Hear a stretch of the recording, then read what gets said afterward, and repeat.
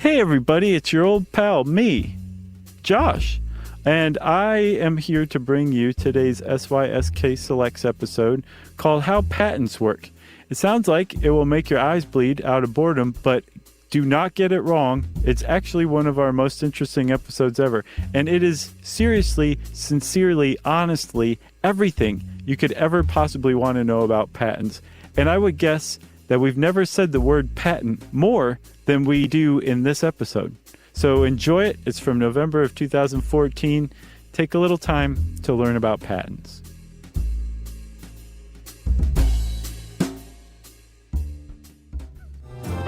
Welcome to Stuff You Should Know from HowStuffWorks.com.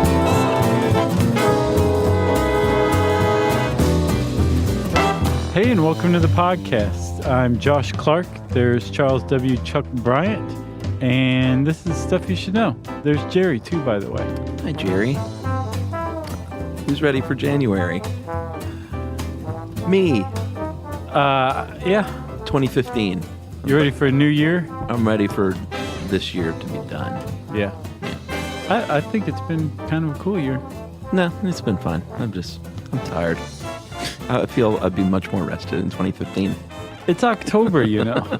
We got a little ways to go. I know, and this is my favorite month, too. It's kind of a drag. A drag? And I'm so tired. You hippie. You're going to start saying far out next, aren't you? It is far out. So, Chuck. Yes. I'm very curious. Do you have any patents to your name? No, man. I don't have an inventive mind. I don't either. My brother does, and he's had some good ideas that have later been made into inventions. Why didn't he patent them? I don't know, man. Every time I see a new one, I send it to him and say, hey, I remember when you had this idea 12 years ago. Scott. Yeah. What are you doing? I know. Well, he's got a bunch of pinball tables, so he's doing all right. Yeah. He doesn't own the patent on them, though. No, but he could. Yeah. You know why? Because it's America. That's right. So it turns out, Chuck, in doing a little bit of research, that there's mention of patents and patent protection in the Constitution. Yeah, dude. Not even the Bill of Rights. Freedom of speech isn't even mentioned in the Constitution. It's in the Bill of Rights. But patent protection is in the Constitution. Article 1, Section 8, Clause 8, which is known as the Intellectual Property Clause. And it says, quote, Congress shall have the power, ellipse, to promote the progress of science and useful arts by securing for limited times to authors and inventors the exclusive right to their respective writings and discoveries.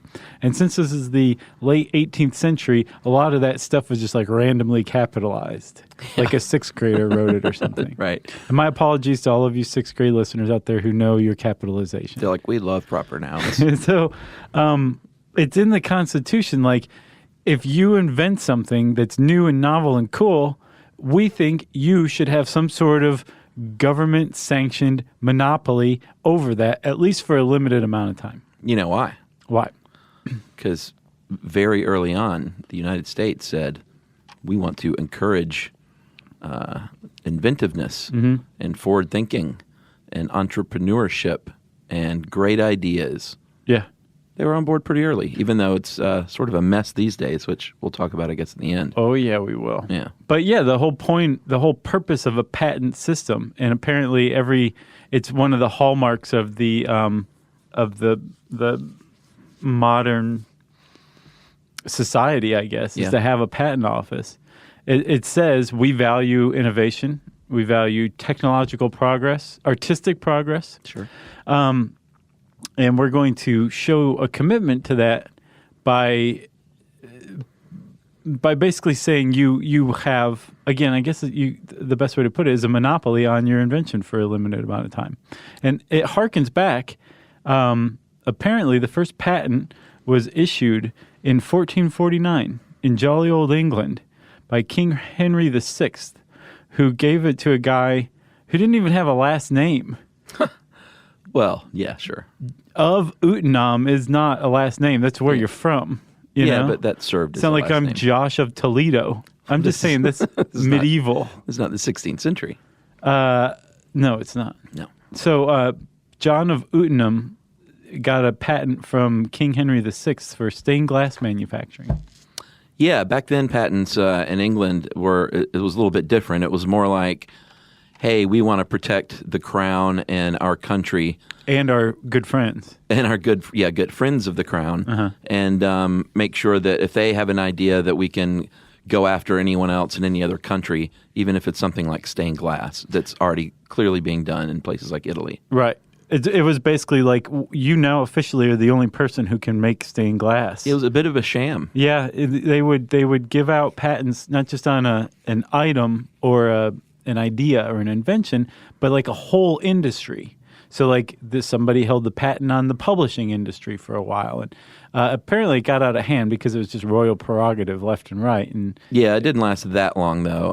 By the 1624, they started to pass statutes and laws to try and curb that abuse of power any way they could and make it a little more like the patent system that we know and support today. Yeah, they were like, the crown can't give out patents unless it's for a new invention. Yeah.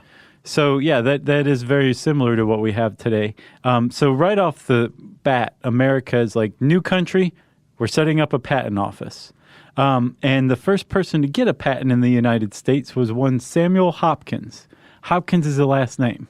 Not Samuel of Pittsford? No. Samuel Hopkins. Pittsford, Vermont, that is. Yeah. He got a patent for an improvement in the making of potash.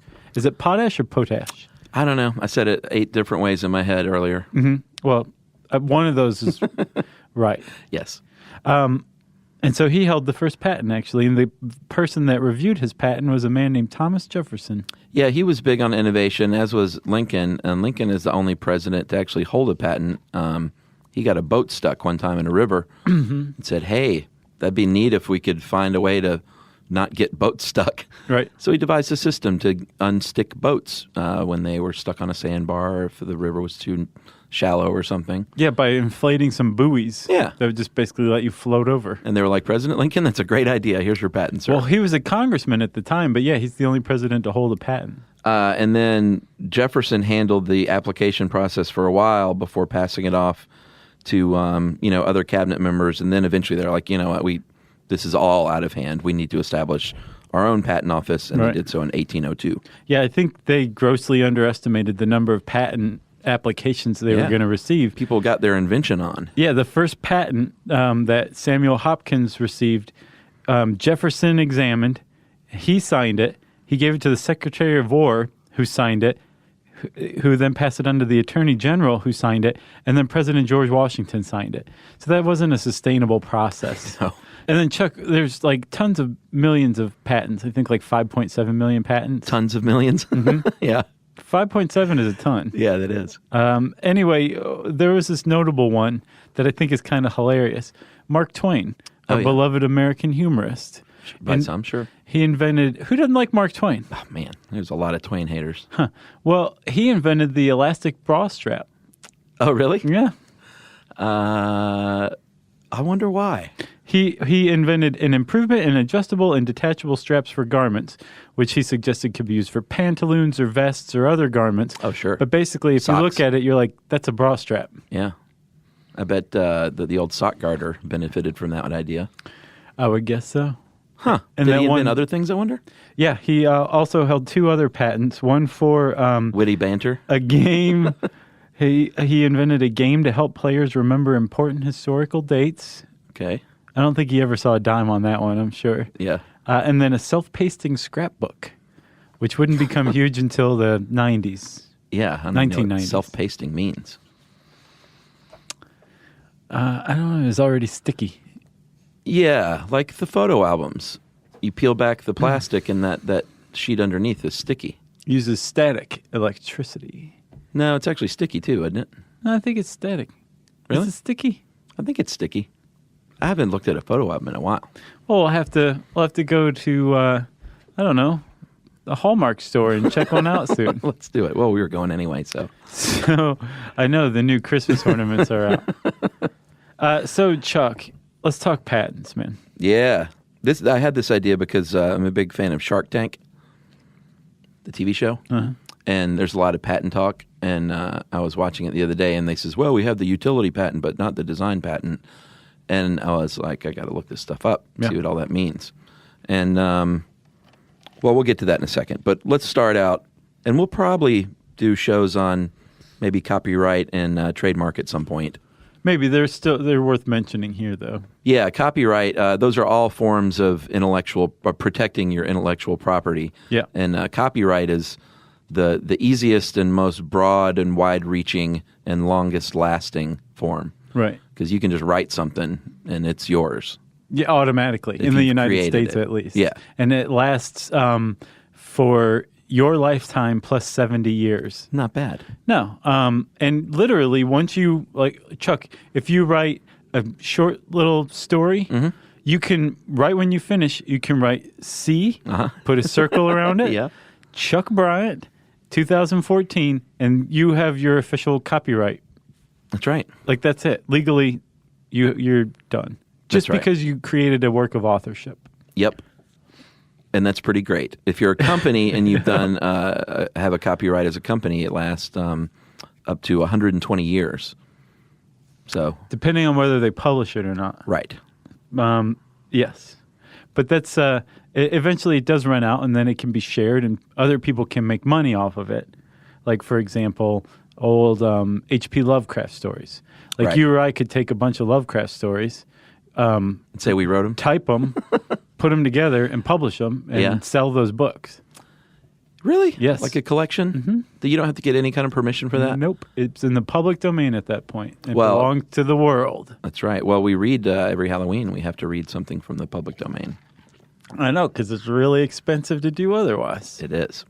Trademarks are a little bit different. They're a lot more narrow in what they protect, and they protect designs and phrases that businesses use, or maybe trade secrets, like a formula for a soda. Well, Perhaps. those are different. That's its own thing. Yeah, but that's still a trademark. Is it? Yeah. I thought it was separate from a trademark. I don't think so. So with a This trade, article says it's a trademark trade secret. well, with a trade secret, it's actually it can be beneficial to keep something under wraps as a trade secret. Oh, yeah. Because if you have something that you patent, you're protected for 20 years in the United States. Your patent is, but part of the patent process, as we'll talk about, is to publish it. You make it every detail of it public. So then after 20 years, when your patent runs out, anybody can go and look at your patent and recreate it Yeah. and not give you a cent for it. If it's a trade secret, as long as no one discovers the say secret formula for Coke by accident, Or by being This American Life and rooting it out. right? And then yes, so like Coke could sue This American Life for damages, but once it's out in the public, like it's no longer a trade secret, and Yeah. other people can use it legally. The other way you can do it is to take Coke and reverse engineer it and come up with the formula successfully that way. That's not protected by trade secrets. Right. But then I think Coke diffused that well, though. They were kind of like, great, good luck. yeah, supposedly they keep it in a bank vault here in Atlanta. Oh, really? Yeah, isn't Nice. that cute? Sure. And then the last one is a service mark, which is like a trademark for a company that provides services rather than products. So, like if you're a plumber, you might have a SM next to your logo. Right. Those are the different types of intellectual property Protection. protections afforded in the United States, Chuck. But the final one, and the one we're discussing at length, is the patent, and that is a copyright for an invention. And the U.S. patent law defines that as, quote, any new and useful process, machine, manufacture, or composition of matter, or any new idea and useful improvement thereof, end quote. And that is, well, we'll get into all that, but the wording there is sufficiently vague and specific, because when you're talking about inventions, it's got to be a little bit vague, Yeah. because you don't have it all worked out, maybe. No, because with the copyright, for example, what you wrote down is protected. Right. The sentence structure, the paragraphs you used, the wording you used, that's protected. The thoughts that it's getting across about the little puppy who got lost and came back home and everything ended really well, like the idea of a puppy getting lost can't be copyrighted. With a patent, it's the Yeah. reverse. Like the actual invention, like the platform shoe with the goldfish tank and the heel that you invented, right? Yeah. You can't defend that actual tangible shoe. Yeah. But the idea the design of that shoe, that's what a patent protects. Yeah, and you can't steal. It gets a little tricky with things like writing or like movie ideas. You can't steal someone's idea. Like there could be 2 movies about lost puppies, but if you could somehow prove that you met someone in a meeting and pitched them this idea for the lost puppy, and then 6 months later they came out with a script for a lost puppy, you might have a case that they... I don't know, man. It happens all the time. Okay, but think about Deep Impact and Armageddon. Let's go back to that well. Well, no, I know. That's what I'm saying. You can have 2 movies. There are lawsuits every day filed in Hollywood over stolen intellectual ideas. Yeah. But whether or not it's successful is whether or not you can make your case, It depends upon each one. That's a good point. So the first thing, if you want to patent an invention, is that you have to, it has to be sufficiently novel, is what they say. So it can't be, it can be similar to other things, but it has to be different enough to something that's already patented or been published in a publication to grant the patent. Yeah, because that's a really key point. Even if you invented something, right? And let's say you wrote about your platform shoe with the goldfish tank and the heel, right? If you wrote about it and don't file a patent application, if it was published, yes, yeah, within a year, you can't file a patent after that. Yeah, that's why the first thing you need to do is file the patent. Right. Like no one invents something and writes all about it in the Washington Post for a year and then says, maybe I should patent this. Exactly. So that's your first step. Right. And so that's what makes it novel. It's new. It's a different idea. And like you said, you can be taking different things that already exist, but putting them together in a new way that people hadn't thought of, or that wasn't what's called obvious. So the invention also has to be non-obvious. Yeah, and that's what most inventions these days are improvements on things that already exist. Right. Like there are new inventions, but a lot of it, like the great example they used in 1977 when Jerome Lemelson invented or got patented the idea of the camcorder. It was so absurd at the time. People were like, you can't record a video and sound at the same time. Right. That's denied. Yeah. That's just silly. Get out of here, Lemelson. And he said, actually, no, that's kind of a good idea, and it's super easy to do because all I have to do is tape the tape recorder to this camera, which is probably what he did. And he was able to get the camcorder patented, of course, and now if you go to the patent office and do some research, there are probably thousands of patents that have to do with the camcorder. Gotcha. Each individual little piece that someone innovates, they can patent. Right. Like night vision on it or a light attached to it. Right, exactly. But you couldn't say, I'm going to patent a camcorder, this other guy's camcorder idea, right, but it'll be green. Right. Because that's an obvious change. Yeah, yeah. Or this article gives the example of like a toaster. Like you couldn't patent a toaster that has an extra 2 slots for bread. Yeah. Because anybody could think of that. Exactly. That's obvious. It has to be non-obvious. That's just a bigger toaster. And then there's also useful. Useful is kind of the last of the triumvirate for what makes a patentable item or invention. And it has to be something that works. So like the example given in this article is like you couldn't patent a random configuration of gears. Right. Because it doesn't do anything. Right. It doesn't work. It's not useful. But if those gears transported, is a new way of transporting something from one place to another more efficiently maybe than you could. Patentable. And then in the same vein, something that apparently the Patent Office interprets something that can be used strictly for immoral purposes. Yeah. That they consider that non-useful. Because at the end of the day, the Patent Office is supposed to be doing this for the benefit of society. So I guess they feel that they also can morally interpret things as well. Yeah, what is that? Like you can't patent like a whiskey still, like in your bedroom? No, I don't know. I wouldn't. I think it'd be more harmful than that. Like maybe a doomsday laser that only works on children who haven't done anything to anybody. Oh, but the doomsday laser for bad kids is great. Yeah. But you see my point. Patentable. That was a great example, if you ask me. And then similarly, your device has to be able to not just work. Like, yes, you could say, well, this random configuration of gears will work. Why can't I patent it? Yeah. It's because it's not useful. In the same vein, you can't patent Like a time machine is, Right. again, the example they give. This article is lousy with great examples. Yeah, like we tried actually to get our Wayback Machine patented, Yeah, it and they didn't said, work. "Guys, that's real cute." They're like, that's basically just sound design. Yeah, thanks for wasting your time. We could probably trademark it, though. Although I'm sure No. the good people who It's already made there. Rocky and Bullwinkle would sue Yeah, us. yeah, sue ourselves. Yeah. The patent in the United States, and I apologize that this is not patents all around the world, but we don't have like 80 hours No, to because research each country. again, any modern developed country typically has a patent system. Yeah, and good advice, if you have something that you think could be used internationally, you need to get patents in all the countries you fear might rip it off. Right, because your patent that you've received in the United States protects you in the United States. That's it. Not Canada, not Japan, not Mexico, not China, not anywhere. For 20 years Right. these days. That's how long your patent will last. That's right, Chuck. It used to be 17. And I can't remember when they changed it, but it wasn't too terribly long ago, within the last couple decades, I think. Yeah, and actually, well, we'll go over the types of the patent real quick, too, because one of those, the design patent, is only for 14 years, unless that's changed. Okay. Design patent, you'll hear that on Shark Tank all the time. That is something like if you designed a new chair, like an IKEA chair, it would be design patented.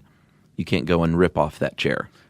Oh, but the idea of a chair itself isn't patentable. It's just this configuration Right. of the chair concept. Right, or Steve Madden will design a shoe. I gotcha. And Steve Madden can put a design patent on that shoe, even though it's a shoe. You can even patent the sole of a shoe if it's some innovative new tread. Or for like a tire if that channels water away Yeah. or something like that. Exactly. Yeah. I don't think those are design patents, though. I think that would be a utility patent. But design patents are enforced for 14 years. Utility patent, that is, there are 5 categories there. It can be a process, a machine, a manufacture, a composition of matter, or an improvement on an existing idea. And it might fall into a certain category, like more than one, but it'll only be patented for one of those categories. But it's covered. Okay. And that lasts for 20 years. So basically you're like the coffee maker that also makes an egg and toast at the same time. That would have gotten a utility patent, right? Yeah. Does that exist? Yeah. Nice. Emily said the best egg she ever had was at a cafe in Utah where they cooked them using a like what you use to heat the milk, like that sprays out the steam. They were steam cooked. Weird. Yeah, like to make an espresso.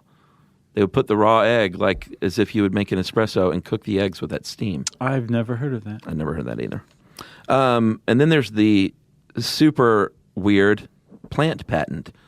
And that is granted for any asexually or sexually reproducible plant or flower that is novel and non-obvious. Yeah, that's kind of a big one because there was, and in Australia, this is the way it is, but in the U.S. it was up in the air for a little bit that people were worried that like naturally occurring genetic sequences could be patented. Yeah. So where basically some company could be like, hey, we now own your genes and you can't do anything with them even to save your own life unless you pay us. In Australia, one of their federal courts said, yeah, like we're totally down with that, which is crazy. Yeah. In the United States, I think in 2014, the Supreme Court said, nah, we're not doing that. You can patent if you can figure out how to manipulate genes to make them do something that doesn't naturally occur, knock yourself out. Totally patent that. Like, for example, Monsanto's seeds that that prevent themselves from reseeding or creating more seeds. Yeah, or some new strain of tree that's hardy against some kind of insect. Sure. You can patent that. Right. But you can't just go out and patent an oak tree. No. Or a human gene. Nope. You can in Australia, which you should not be allowed to do, but in the U.S. you can't do that. And that was a big load off of, I think, a lot of people's minds, including mine. Well, that's good. I'm glad you can sleep tonight. I'm feeling great. Plant patents are good for 20 years as well, so I don't know why design patents are only 14, but maybe they just want to encourage more design. No, more nobody frequently. values design like they should. That's the problem.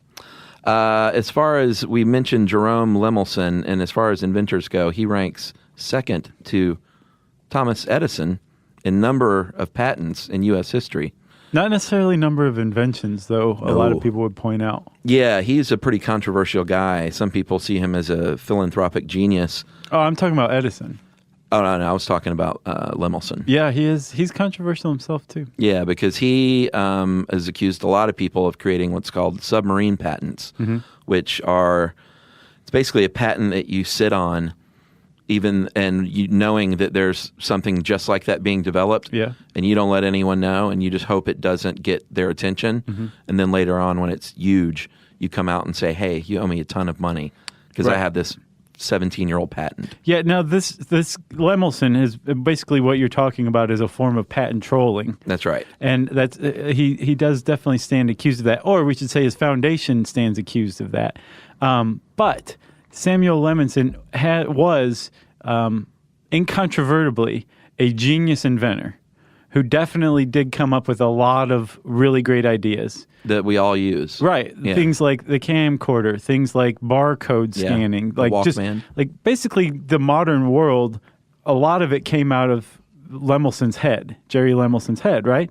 But you are right. His foundation has racked up like $1 billion in licensing fees and court awards from these kind of lawsuits and litigations until they ran up against one where it was like, I think, a barcode scanning case. A couple of them got put together, and then they were added onto like 7 others. And the judge in the case found that basically this, even though there isn't necessarily a statute of limitations, a reasonable statute of limitations had run out on the time between when barcode scanners came out and the time they filed the lawsuits. Right. And they used the term submarine patents in this article and said, time's basically run out. These things belong to the world now. Right. And, sorry, Lemelson Foundation, you're not going to get this money. Interesting. Yeah. There was something passed in 1995 called TRIPS Agreement, Agreement on Trade-Related Aspects of Intellectual Property Rights. And that was supposed to kind of curb submarine patents, but they'll still pop up every now and then. I think TiVo reared their head. I think I saw something about that. I don't know the details, though, with the submarine patent saying, hey, everyone with a Comcast DVR, we actually invented that whole technology. Oh, yeah? Yeah, I'm not sure how that all panned out, though. I didn't get to look into it any further. But it's interesting. Well, let's keep at it, but we'll start again right after these messages. Stuff you should know. Stuff you should know. Okay, so Chuck. Yeah. You want to talk about Edison some? Yeah, I said Jerome Lemelson was number 2 with 557 patents held in the U.S., but Edison eclipses that with 1,093 patents. And he had a setup in Menlo Park, New Jersey, that was just like the idea factory, basically. Which, ironically, is unrelated to the Menlo Park U.S. Patent and Trade Office out in California. Oh, really? Yeah. It was just coincidentally named from what I understand. Interesting. I never drew that connection. When he set up the Menlo Park, he hired a bunch of like really bright people and said, let's come up with one small invention every 10 days, one major invention every 6 months, and I'll put my name on all of them. Exactly. And if your hackles are raised right now, go back and listen to our Nikola Tesla episode, which was a good one. Edison was a smart guy in many ways. He was quite a good promoter. Sure. Like the light bulb. He's frequently credited with inventing the light bulb.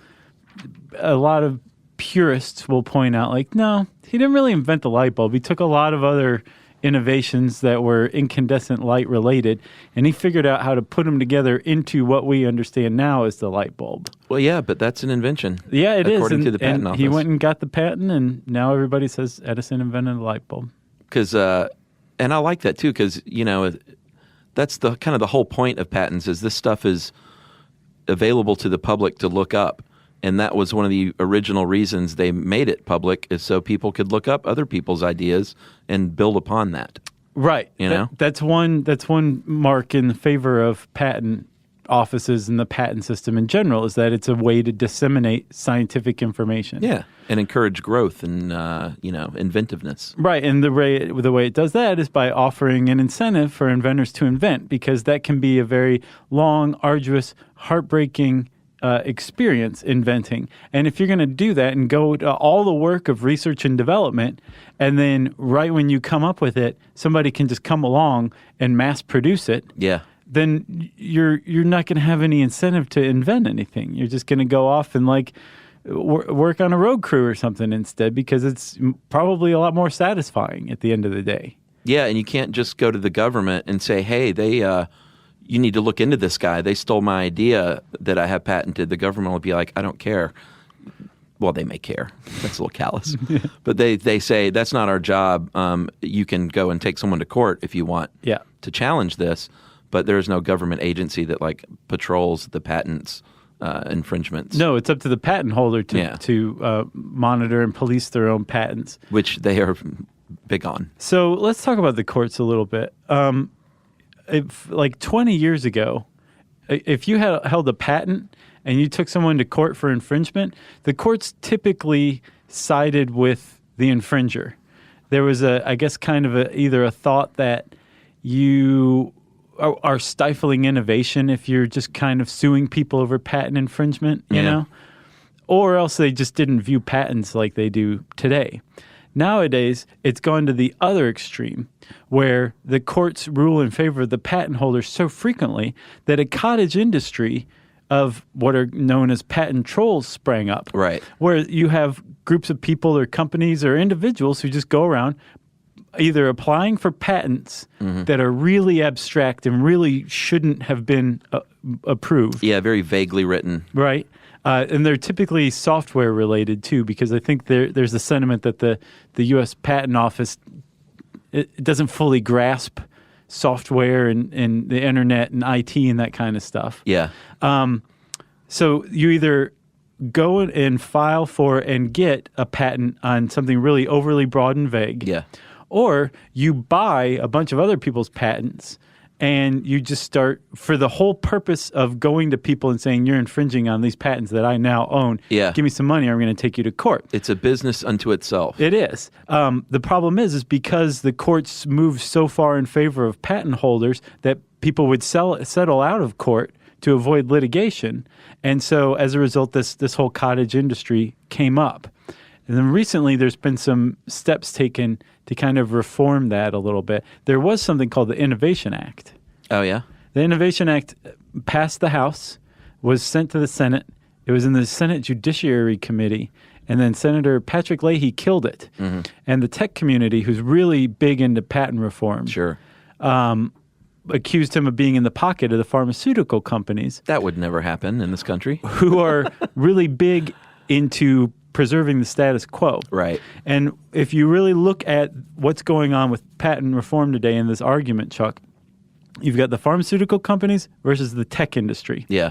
The tech industry is like, things are moving so fast and there's so many ideas coming out that we can't focus on patent infringement. It shouldn't be as big of a deal because it's stifling innovation. Yeah. There's people here that are scaring people from, licensing computer software because this guy says that he has a patent that says you could put software onto a CD-ROM and sell it.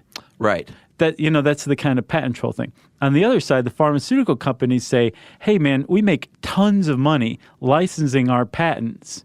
And so if people are afraid of infringing on patents because they can get sued, then our investments, our portfolio of patents are going to be protected. So there's these huge behemoth lobbies hammering it out right now in the halls of Congress. And it seems like the Supreme Court and the federal government are siding on the tech side. Yeah, they you sent that great article from Forbes about just the problems with the modern patent system. And that was one of the great points. I can't remember who wrote the article. The guy who founded Priceline, Jay Walker. Oh, really? Yeah. Yeah, he said that, people are so scared, companies are these days, of infringing on patents because if you can prove that you knew about this patent, then you could be in big trouble. Right. So they're not even looking, which is the original idea of making these things published is, like I said earlier, is so people would go and look up how someone did something. Maybe I can improve upon that. Right. So people aren't even looking now because they're afraid that it'll be traced back and be like, no. We know that you saw this. You had this patent pulled 3 years ago. Yeah, because the penalties for accidental infringement and willful infringement are vastly different. Yeah, it's a big problem. Well, the Jay Walker suggests that you kind of cut the courts out and maybe make it easier to license things. Yeah. So just create some big national exchange where somebody can go and easily give somebody some money or temporarily license whatever they need. Yeah. And he cites some, I think, a Forest research study that suggests 95% of the 5.7 million patents that the U.S. has granted. 2.1 active patents. Okay. Yeah. 95% go unused and unlicensed. Yeah. And of those, approximately 500,000 are considered to be like high quality patents. Yeah, they just a lot of them are from university research, and they just sit there. Yeah, and so protected. The same study found that like $1 trillion of revenue is not generated each year in the United States because of this unused innovation that's just sitting there in this big pot. Yeah, a big guarded vault with a pot in it of unused ideas. Yeah. Yeah, which definitely goes against the spirit of the original idea. For sure. You know? Yeah, which means the system is broken. It is broke. The other way that it's broken, too, is the enormous backlog that's going on at the Patent and Trade Office. Oh, just getting it reviewed and... Yeah. So if you file a patent, and we're going to talk about this in a minute, but if you file a patent, Chuck, and they reject it, that is not the end of the story. No. You can keep coming back and back and back and back. In fact, you usually will get rejected on the first try. Yes. For one reason or another. Right. But every time you come back, you add to the PTO's already big backlog, right? Yeah, of course. And so apparently there's another study that Ars Technica wrote about or carried out that found that there was a huge decrease in the backlog under the Obama administration. Uh-huh. But they suspect that it was because the PTO lowered their standards and issued patents for a lot of shoddy patents. Right. Just to get people to go away, to clear the backlog, because that's the best way to get rid of somebody who keeps refiling their patent is to just grant them the patent and get them out of your hair. Well, they're saying, that decreased the backlog, but it led to a lot of shoddy patents, which in turn led to the patent troll industry. Yeah, and a lot more burden on the courts to suss all this stuff out later. Exactly. The problem is the patent office has an incentive to keep letting people file and file again because they make money every time. Yeah. They generate revenue from that. Yeah, it costs, the actual patent itself will cost you $500-$700 or so that you have to upkeep every year and pay a little bit more in maintenance fees. Yeah. Well, it depends. Have you seen the fee schedule? Yeah. There's like 30 or 40 different things you could pay fees for. Well, yeah. It all depends on how detailed your patent is and what you're trying to get through. Yeah. All right. Well, let's talk about what you can and can patent. We've talked a little bit about it. You cannot patent something that exists in the natural world, like a discovery. Like they give another great example, Einstein's law of relativity. He can't copyright that or patent it. Right. It's a thing. He might have named it and figured it out, but it occurred long before Einstein was around, just in the solar system. It belongs to the universe. It belongs to the universe. Yeah. It's a good way of saying it. You can patent like an industrial process. Like we said, computer programs you can, but it gets a little dicey. And if you have something that you think might be patentable or not, the first step you probably should is like hire either an agent or an attorney. Patent agent or a patent attorney. Yeah, and a lot of people do. And this is if you're like serious about this stuff. Like you really think you're onto something. This is something you do, not just, hey, you got this idea for a thing. You're not going to want to spend thousands and thousands of dollars unless you really think you're onto something. Right. So the first step, you want to talk about the steps of patenting something? Yeah, I guess so. The first step you can do is to do a search yourself. I think Google even has a search function to search patents in the United States easily. But if not, you can definitely go to the U.S. Patent Office site and search you some keywords to kind of generally describe what your invention is, to just see off the bat if there's already something out there that's patented. And there probably is. Yes. It's very rare to have a truly, truly unique idea these days. But if you have something and you're like the guy who made the thermonuclear fusion reactor in his garage, the 16-year-old. Right. If he wanted to patent that, there's probably a pretty good likelihood that he could get that patent and that it's going to be worth a ton of money. So we're going to take that kid and run him through the patent process because it's going to pay off for him in the end, despite the enormous amount of money that he's going to have to spend up front just to get the patent protection in the United States. Right. So he searched the database. Let's say he went to the office in person because that's what kind of kid he is.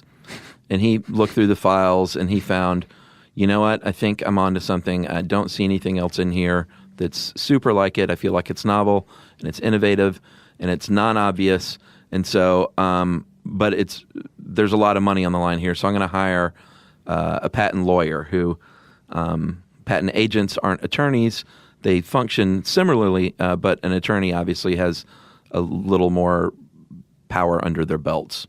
Well, they have a technical degree typically and a law degree. Yeah, so well, they understand. The agent just knows about the patents. They don't have the law degree. They have the technical expertise because you have to be able to look at the actual invention and understand how it works, or if somebody's just trying to pass off something dumb. Like you're not a divorce attorney and a patent attorney.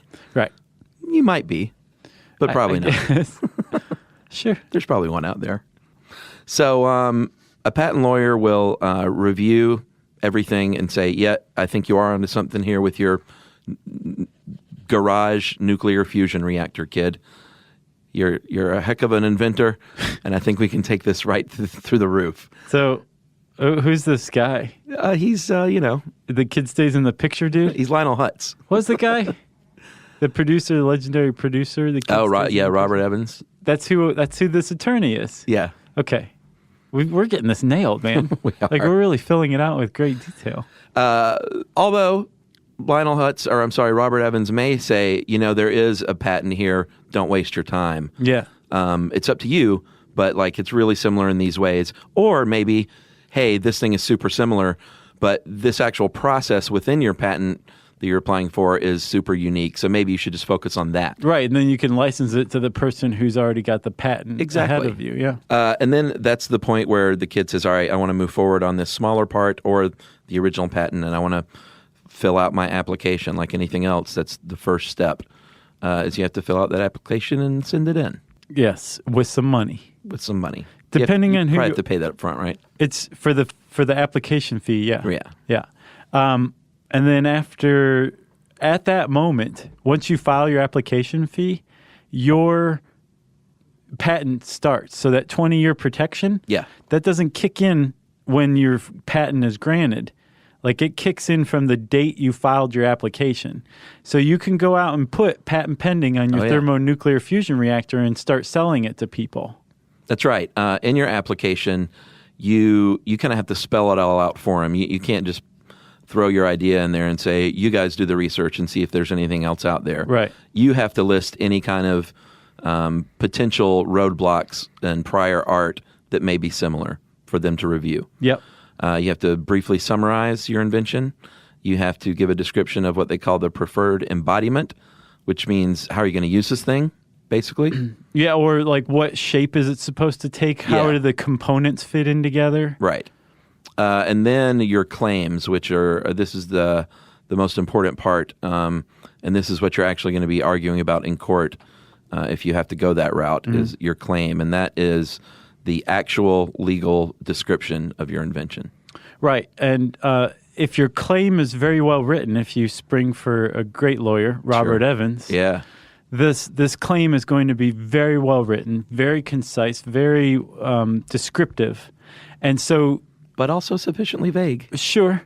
Because when you do take somebody to court and you say, this guy has totally ripped me off, here's my patent, here's the description of what my thing does. Yeah. Now look at what this guy's doing. It's the exact same thing that my patent lawyer described years ago when I filed my patent application. So the claim is extremely important.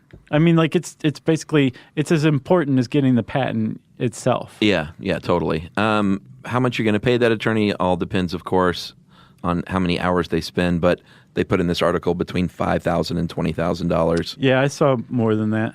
I'm sure it can get up to as much as, I'm sure corporations pay these people a lot of money. Yeah, well, the patent office actually has a sliding scale of fee schedules. So, like, if you are a micro entity, I think, which is like just you're probably one guy, you're an inventor, you're going to pay the least. If you're a corporation, you're going to pay the most. And that's for the patent fees, not the attorney's fees. Right. They don't care about those. No, but if you're a corporation and you have a large patent portfolio and you have an R&D company, you have a patent attorney, a stable of patent attorneys who just are working on that anyway. Yeah, they have their own office in your building.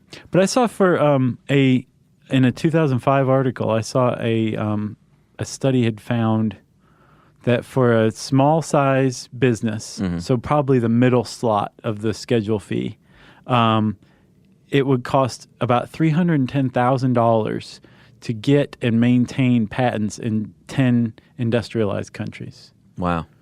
So, I mean, like if you've got a thermonuclear fusion reactor and it works, it's going to totally be worth that. Sure. You want to patent it everywhere you can possibly do that. Yeah. Because you're going to make you're going to change the world with it. Yeah, and probably as many sub-patents as you can create as well, If you are kind of shaky on your idea or you don't think it's going to end up paying off that much, right, then who knows, maybe a highfalutin patent attorney isn't the way to go, but maybe you go the route of like a inventors help group. Right. Like there's actually one called Invent Help. And some of those things are scams. I looked up Invent Help. It appears to be totally legitimate. It's got an A- rating on the Better Business Bureau. What do they do?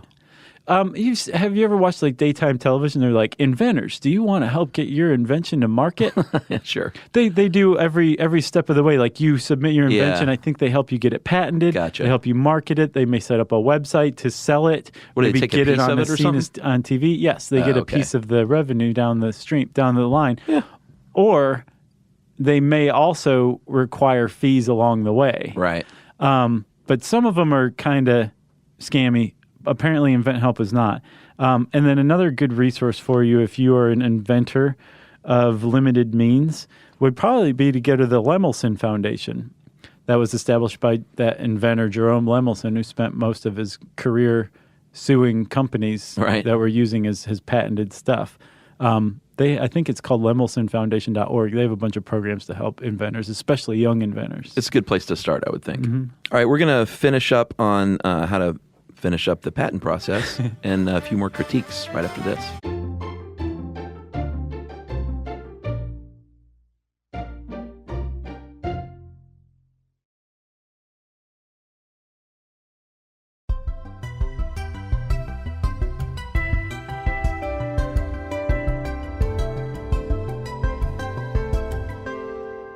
All right, so this kid has turned his idea into the patent office.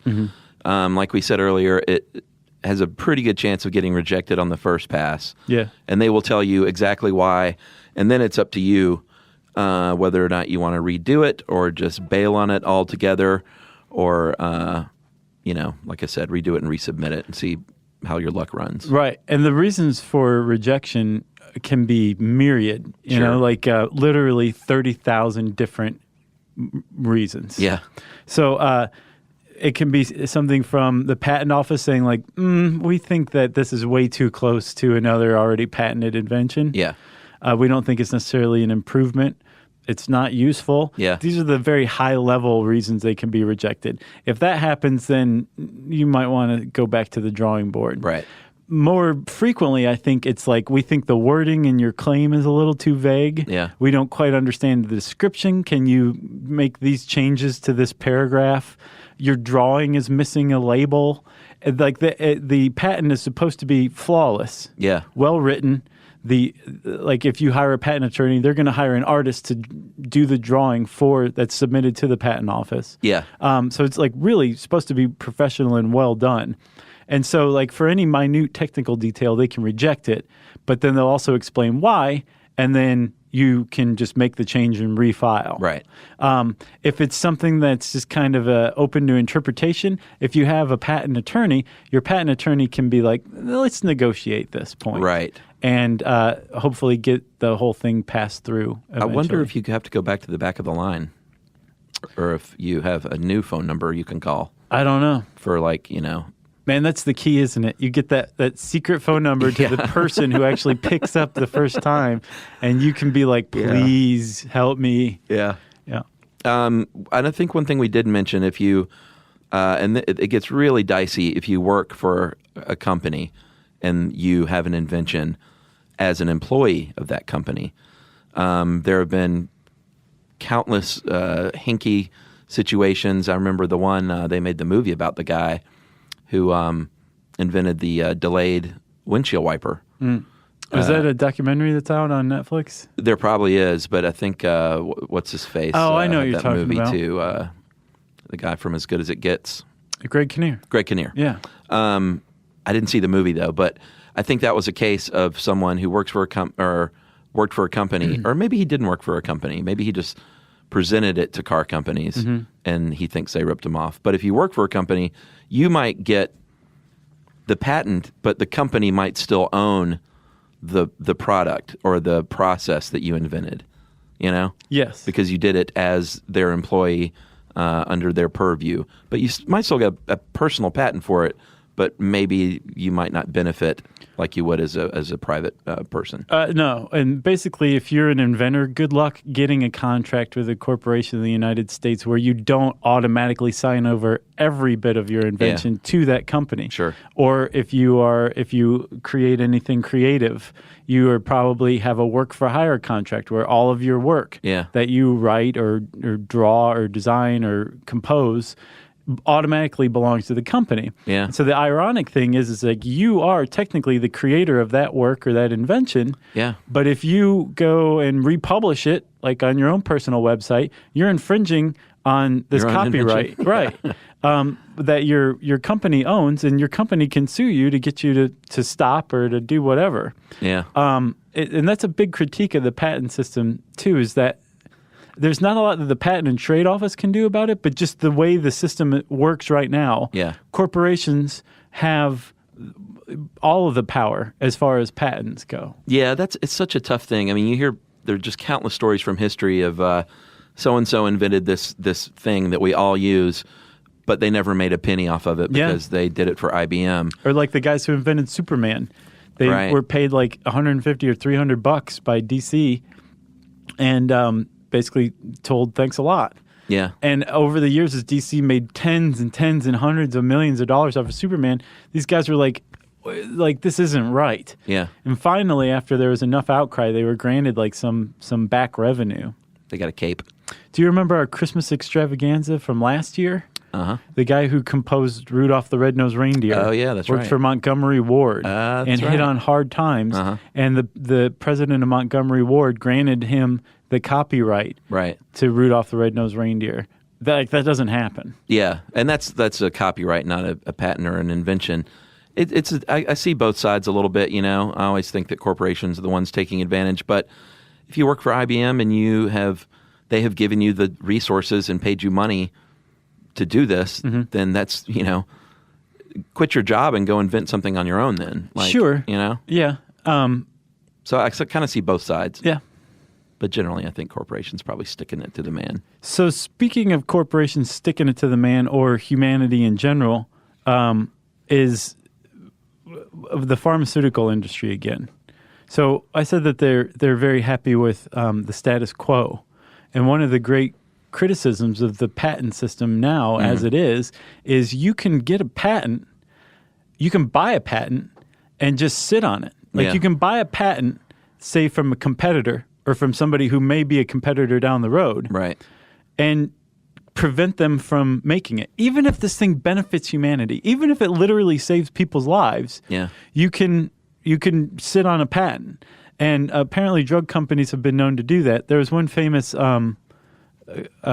case with a company called Amgen, and they developed an anemia drug that treated anemia and iron deficiency. Yeah. And it worked really well. The problem is like the body absorbed it really quick. So you had to take large doses for your whole life. Right. And apparently this researcher, this chemist, found a way to make the drug longer lasting, which in Amgen's mind meant, well, we can't make as much money off of it. You're selling fewer drugs. So this lady was like, can I just see your patents and I can figure out a way to latch this onto your drug and save lives? And Amgen was like, nah, we're not going to let you see our materials, our research. So we don't evil. want to make that better. Man. But so that's not as overt as buying a patent and sitting on it to keep people from doing it. Yeah. But that does happen. Like it's a competitive way to navigate the business climate. Well put, Josh. Yeah. You worked your way around that one very nicely. Oh, I got something here. It might take like a year to 5 years to get this patent from pending to approved. Yeah. And let's say you put in an idea very similar to someone else around the same time. That happens all the time. If that happens, they declare what they call an interference. A dance-off. A dance-off, exactly. And they have to actually have a little trial. Like they serve tea and everything's in miniature. Everything's small. They have a trial where they basically figure out who got there first. Yeah, there's a very famous case of Alexander Graham Bell and Elijah Gray. Basically putting in a patent for the telephone at the same time. Yeah. And I guess for a long time it was whoever could prove they invented it first in the United States was the one who got the patent. Right. And then just to simplify things, in March of 2013, the U.S. changed its patent law. So now the first inventor to file is the one who receives the patent.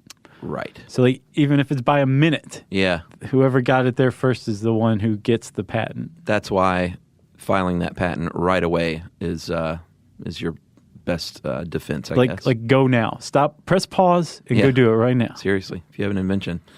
I just got one more thing on the infamous poor man's patent or poor man's copyright. I'm sure everyone's heard, like, all you got to do is write it out and mail it to yourself. I think I've suggested that on this show before. Didn't you remember?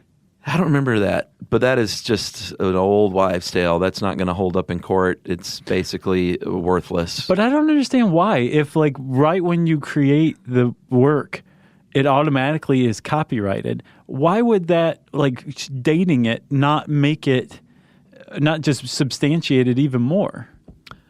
Well, I'm not talking about writing a book. I'm talking about, hey, I did this invention, and here's a schematic, and I'm going to mail it to myself. Okay. Yeah. So it could work for something copyrighted, but not a patent. Well, no. I mean, if it's just an original work of art that you've created, like a book, then, like I said, it's already copyrighted. Okay. So that doesn't even apply. Okay. So, but if you invented something and designed it and just mailed it to yourself, it's worthless. Right. I gotcha. Basically, you can't prove, envelopes can be steamed open and manipulated. That's not going to hold up in court. You can do it if you want. Sure, if you want. You can take it to court and show them. I have an extra stamp that I don't know what to do with. That's right. Let's see. You got anything else? I got nothing else. If you want to learn more about patents, it's actually surprisingly interesting stuff. Agreed. You can type that word in the search bar at howstuffworks.com. And since I said that, it's time for listener mail.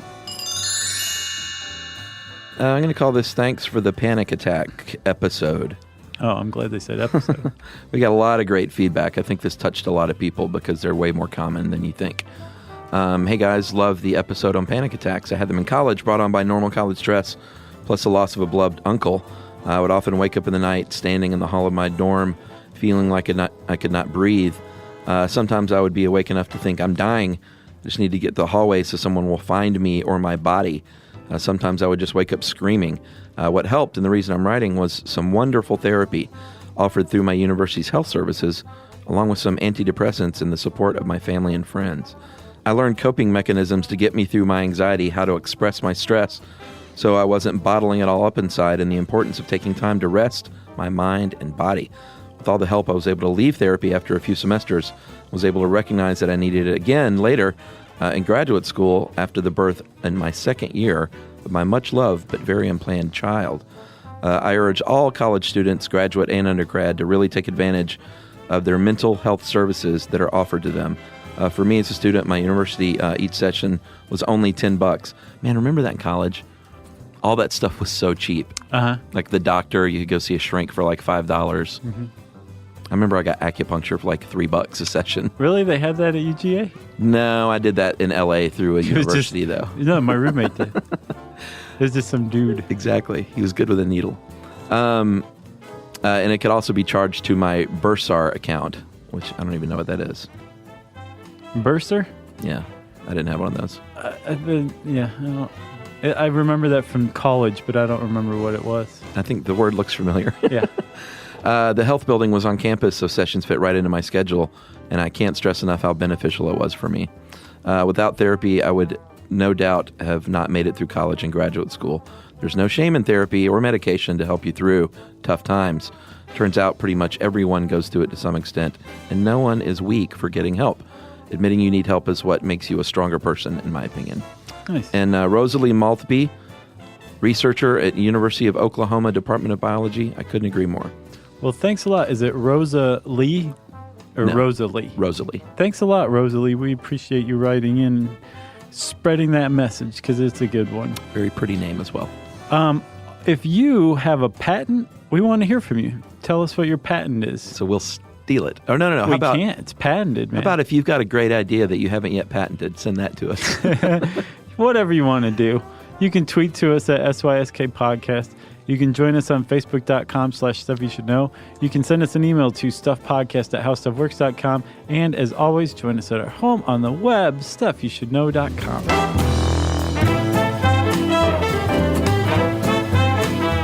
For more on this and thousands of other topics, visit HowStuffWorks.com.